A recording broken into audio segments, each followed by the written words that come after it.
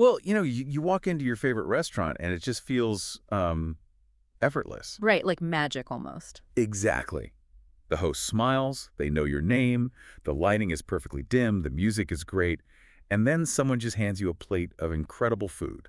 You pay and you leave. It's totally seamless. But if you look past that dining room, if you actually peek behind the curtain of that seamless experience today, it is just absolute chaos. Oh, complete chaos. I mean, that contrast between the front of house calm and the back of house complexity, it is sharper now than it has ever been in the history of hospitality. Yeah, you're looking at this logistical labyrinth of like severe labor shortages, constantly rising food costs, and just razor-thin profit margins. Which is exactly why today's deep dive is so relevant. Right.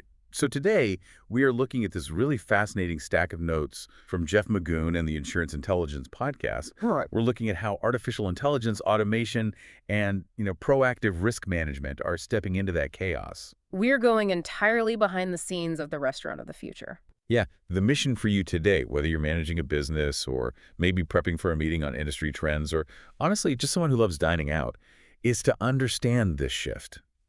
We need to see how restaurants are using this massive wave of technology to improve the guest experience and protect their margins. Right, but doing all of that without losing the human touch that makes going out so special in the first place. Exactly. And that human element, I mean, that is the perfect baseline for this discussion. Yeah. Because the restaurant industry has always been built on people. Oh, for sure. It requires great chefs, attentive servers, and really compassionate managers. That is the core of hospitality. And honestly, none of the sources we are analyzing today suggest that will ever change. No, of course not. You don't go out to some special anniversary dinner to, I don't know, be charmed by an iPad. Right, or served by a robot. Okay, let me unpack this. Because when you look at the sheer volume of what a modern owner actually has to manage, it creates this very specific, almost dystopian narrative in your head. It really does. The list is staggering. It is. Just think about it. An owner today is managing online ordering systems, third-party delivery logistics, cybersecurity, Digital marketing campaigns. right, and customer reviews across a dozen different platforms, plus digital loyalty programs, incredibly complex inventory systems, and like granular financial reporting. It's just exhausting to even list it all out. So since that backend is so overwhelmingly complex, it's really easy to just assume that technology will eventually take over completely, just to save money. Yeah, you picture this sterile future where humans are just phased out entirely. Exactly. But the Insurance Intelligence podcast explicitly rejects that idea. They reject it entirely. I mean, one of the biggest misconceptions about artificial intelligence in the hospitality space is that its primary purpose is to replace people. Right. The sources emphasize that the exact opposite is true here. AI is engineered to eliminate the highly repetitive, tedious administrative work. The grunt work. Yes. The whole point is to take that administrative burden off the employee's shoulders so they can focus entirely on creating memorable experiences for the guest. AI doesn't replace hospitality. It is basically designed to enhance it. It's basically acting as the ultimate digital prep cook. Oh, I like that analogy. Yeah, if you think about a commercial kitchen, you have these prep cooks who spend hours doing the necessary but totally tedious grunt work, like peeling 50 pounds of potatoes, precisely dicing onions, measuring out dry ingredients. Right, stuff that just has to be done. It has to be done, but it's not the art of cooking. So AI is doing all that chopping and measuring in the digital background. That way, the human head chef, or in this case, the manager and the front of house staff, can focus entirely on the art of the final dish. And taking care of the guests in the dining room. Exactly. What's fascinating here is that by removing that heavy administrative burden, AI actually makes a restaurant much more human, not less. Wait, how so? Well, think about it. When your staff isn't buried in spreadsheets and manual data entry in some windowless back office, they are actually out on the floor. Right, you're present. Exactly. They have the mental bandwidth to notice that it's a guest's birthday or to have a genuine conversation or offer a truly personalized wine recommendation. So the technology just disappears into the background. Yes, and the human connection comes right back to the forefront. So if the AI is getting all that digital prep work out of the way, the natural question is how it tackles the two places where restaurants bleed the most cash, right? Labor and the walk-in fridge. The two biggest headaches. Yeah. I remember talking to a local owner who told me she was spending I think 4 hours every single Sunday, just cross-referencing weather apps with her employee availability spreadsheet. Oh, wow. Yeah, just trying to guess how many servers she needed for the upcoming week. It was literally breaking her spirit. And that 4-hour Sunday spreadsheet session is a perfect example of what is being automated now, because labor remains one of the largest expenses in every single restaurant. Oh, absolutely. Traditionally, it's just this grueling, really imprecise process of manual adjustments, responding to call-offs, and trying to avoid overtime. It's basically a guessing game. It is.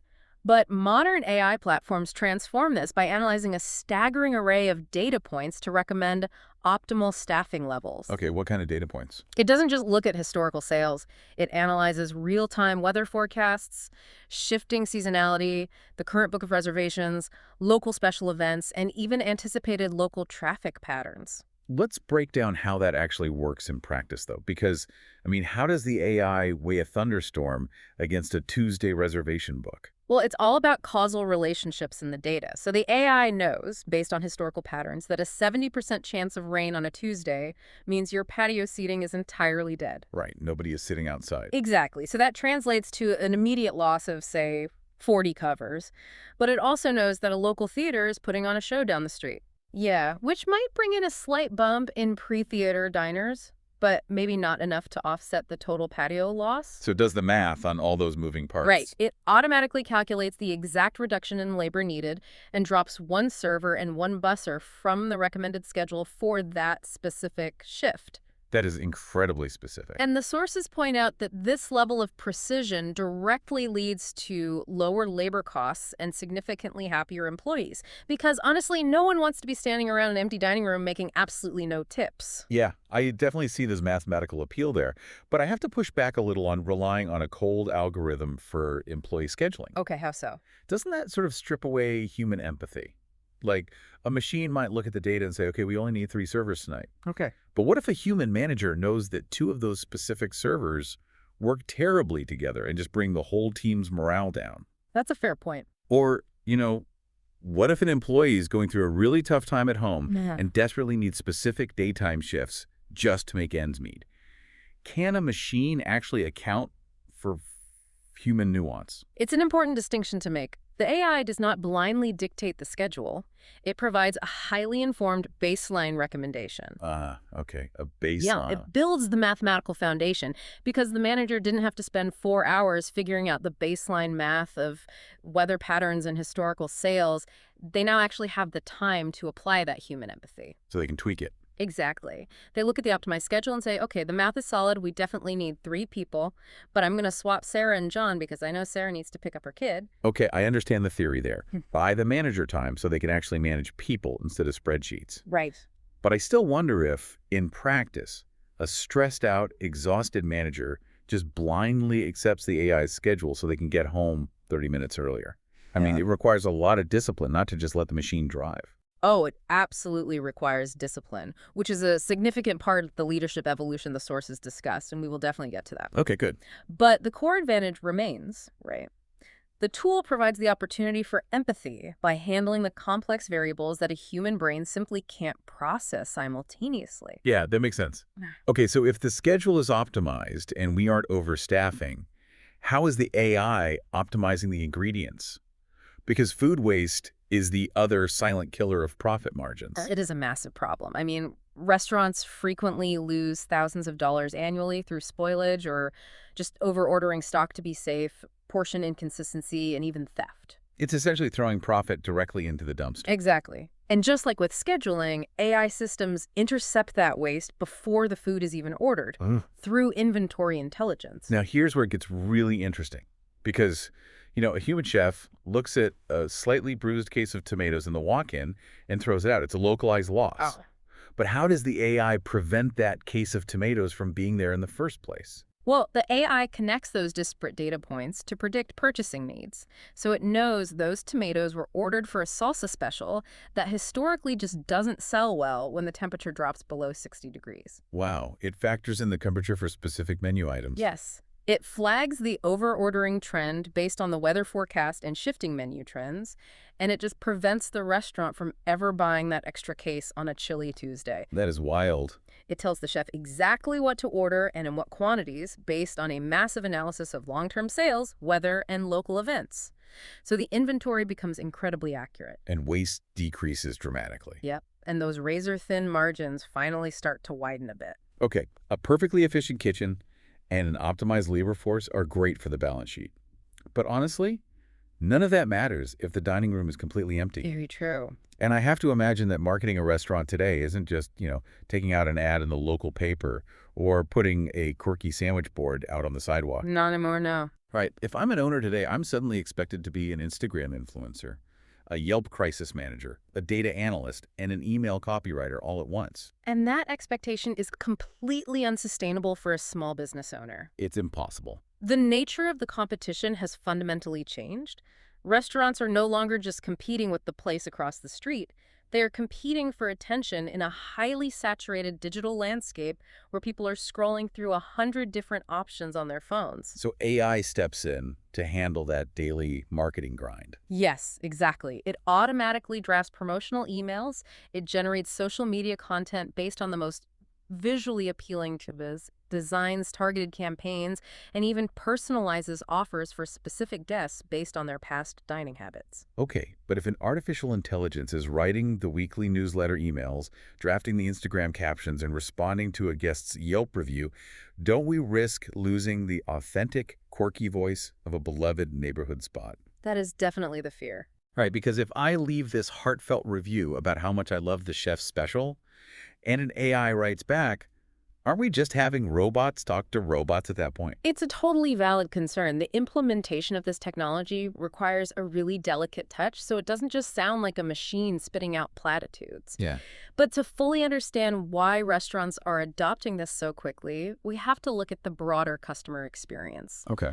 The underlying philosophy in the source material here is that technology should remove friction, not create it.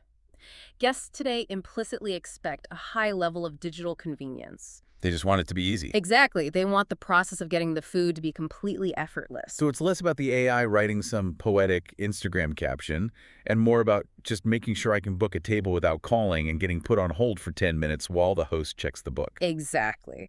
The expectation is for seamless online reservations, intuitive mobile ordering, instant digital gift cards, text notifications when a table is ready, and just really fast communication. And the AI automates all of that. Yes, it automates the vast majority of these digital touchpoints.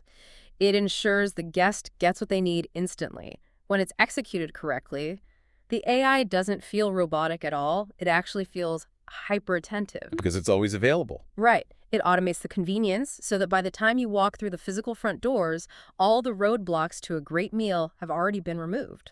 Okay, but all these amazing digital touch points, I mean, the mobile orders, the personalized marketing profiles, the digital loyalty programs, they create a massive digital footprint. Huge. You are collecting an incredible amount of data to make that seamless experience happen, and that introduces a critical vulnerability that I imagine most independent restaurants are completely unprepared for. Oh, without a doubt. If we connect this to the bigger picture, this is perhaps the most urgent takeaway from the Magoon Group's analysis. Cybersecurity is no longer just an IT issue for massive corporations.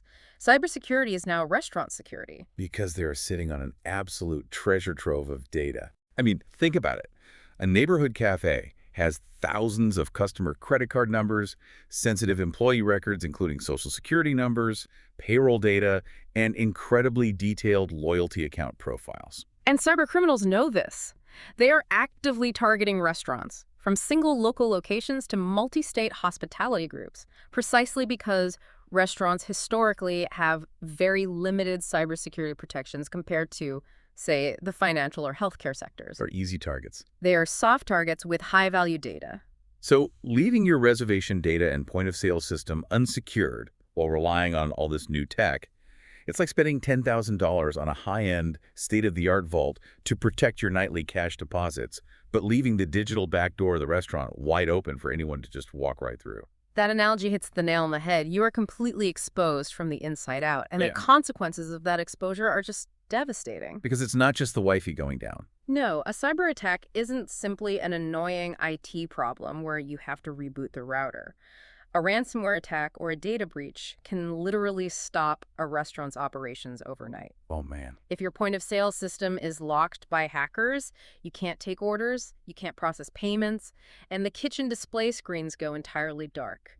The business just comes to a grinding halt. And a chef knows how to sear a perfect steak, right? They don't necessarily know how to configure a network firewall or negotiate with a ransomware hacker. Exactly. So how are owners supposed to navigate this totally new reality? Well, this is where the Magoon Group's perspective on risk management really comes into play. As a restaurant adopts more technology, its insurance and risk strategy must evolve in tandem. It can't just be an afterthought. Right. It's not just about buying a generic policy anymore. Owners have to take proactive steps to secure the perimeter.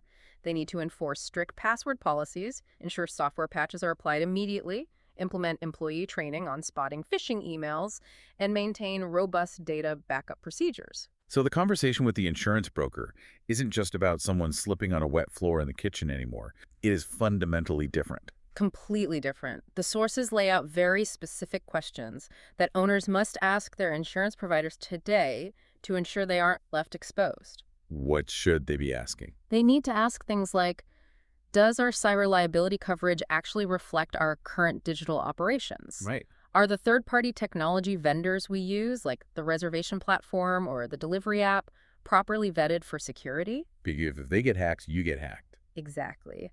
And if a hack shuts us down for a week, are our business interruption limits adequate to cover the lost revenue and pay our staff? Has our equipment coverage kept pace with the massive investments we've made in new server hardware and digital displays? The whole risk landscape has transformed. Yes, and the insurance strategy has to match it, or you're risking everything. Okay, let's take a step back and just look at the whole picture here. Right. We have AI handling the incredibly complex math of scheduling labor based on weather and local events.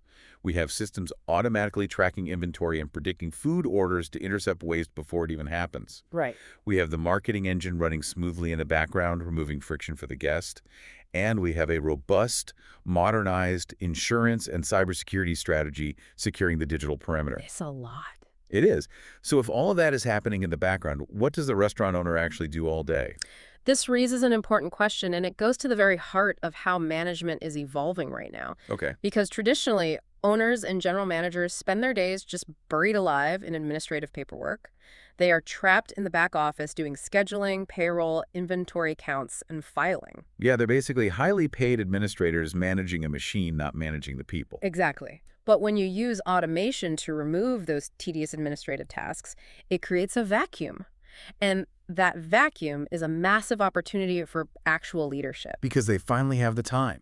Precisely. The sources detail exactly what leaders can focus on when they finally get that time back. They can spend their shifts actively coaching and developing their employees, which directly reduces turnover. Which saves even more money. Right. They can walk the dining room floor, interacting with guests and reading the room to genuinely improve the experience. They can spend time in the kitchen collaborating with the chef to develop really creative new menu items. It can actually be hospitable. Yes, they have the time to actually focus on building relationships and growing the business rather than just frantically keeping it afloat day to day. You know, it occurs to me that the true competitive advantage for a restaurant moving forward isn't just writing a check and buying the fanciest AI software. Okay. I mean, anyone with capital can buy software. Sure.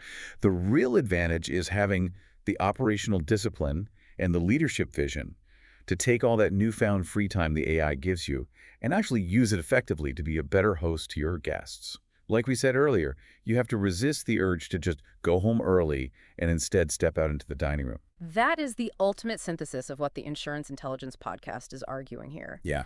The restaurants that succeed over the next decade will be the ones that perfectly combine outstanding hospitality and exceptional leadership with thoughtful technology and really strong cybersecurity. It's all connected. It is. Technology should create confidence and clarity for the operator, not added complexity. Yeah. And when you combine that operational clarity with proactive risk management, it becomes one of the most powerful competitive advantages a hospitality business can possess. So what does this all mean? We started by talking about the magic of a great restaurant experience and the sort of hidden chaos required to make it happen. Right. What we've learned today is that the future really belongs to those who are willing to embrace this profound behind-the-scenes innovation.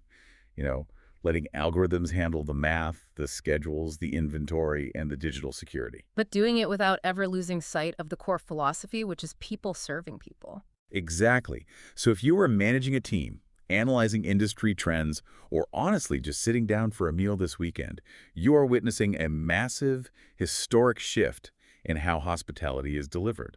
The digital prep cook is here to stay, and it is quietly making the dining room a much better place to be. The industry has always rewarded innovation. Today, that innovation just looks like a server who actually has the time to look you in the eye and ask about your day, because a machine is handling the inventory counts in the background. Yeah, it's pretty amazing.